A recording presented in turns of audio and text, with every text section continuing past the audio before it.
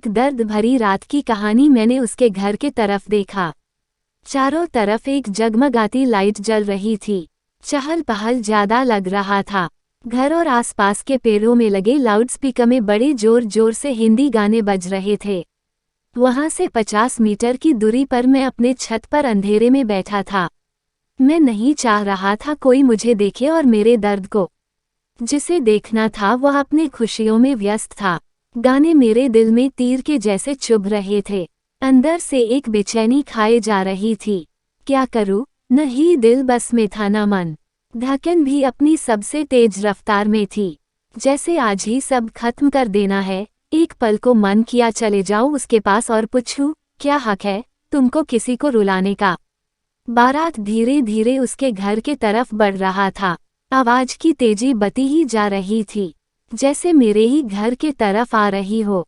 बाजे वाले की डंके की चोट में वह जैसे चीख चीख कर रही हो, मैं जा रही हूँ तुमको छोड़कर। मेरी शादी हो रही है, मेरा कोई हो गया है, मैं अब तुम्हारी नहीं हूँ। अब मेरे पास कोई और है। मैं धीरे से छत से उतरा और खेत के तरफ जाने लगा। मैं इन शोरों से दूर जाना चाहता था, बहुत दूर। सर्दी की अंधेरी रात में कहाँ जा रहा हूँ पता नहीं चल रहा था। बस चले जा रहा था। ठंडक में भी मुझे पसीने आ रहे थे। मैंने अपना कदम और तेज कर दिया। मैं जितना दूर जा रहा था आवाज मेरा उतना ही पीछा कर रही थी। अब मैं गांव से बाहर आ चुका था। आवाज पहले से और साफ आ रही थी। शादी का रस्म चल रही है। मैंने दोनों कान बंद किया और वहीं बैठ गया।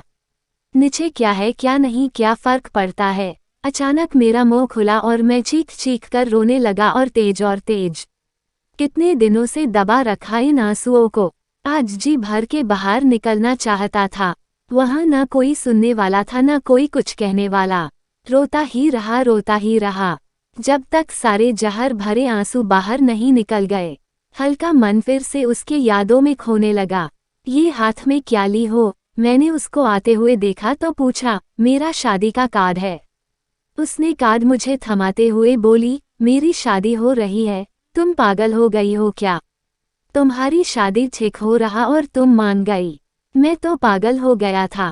वहाँ हो क्या रहा है समझ के बाहर था। घर वालों ने ठीक किया है, मैं मना नहीं कर सकती। और मेरा क्या होगा? तुमको पता है न, तुम्हारे सिवा मेरा कोई नहीं है। तुम्हारे बिना मैं जीने का सोच भी नहीं सकता हूँ, और तुम इतनी आसानी से बोल दी शादी हो रही हो।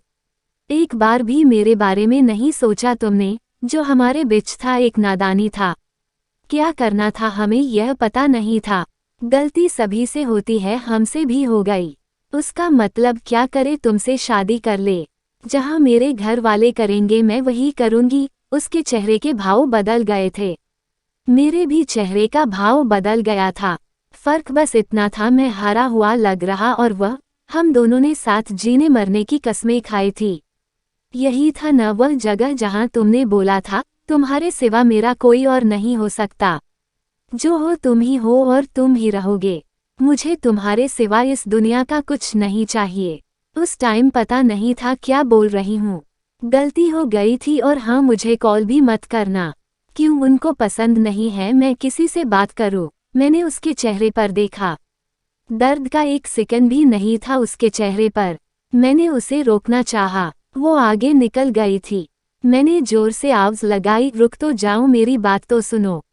मैं तुम्हारे बिना नहीं रह सकता। सुनो, किसे रुका रहा है इतने सुबह सुबह? कोई मेरे पीठ पर हाथ रखते हुए बोला। मैंने सर उठाया। सवेरा होने वाला था। अब न तो कोई लाउडस्पीकर बज रहा था, न ही कहीं शोर हो रहा था। ठंड से पंछी भी अपने घोंसले में सो रहे थे। मैं भी अपनी आंखें पोंछते हुए धीरे धीरे अपने घर को चल दिया।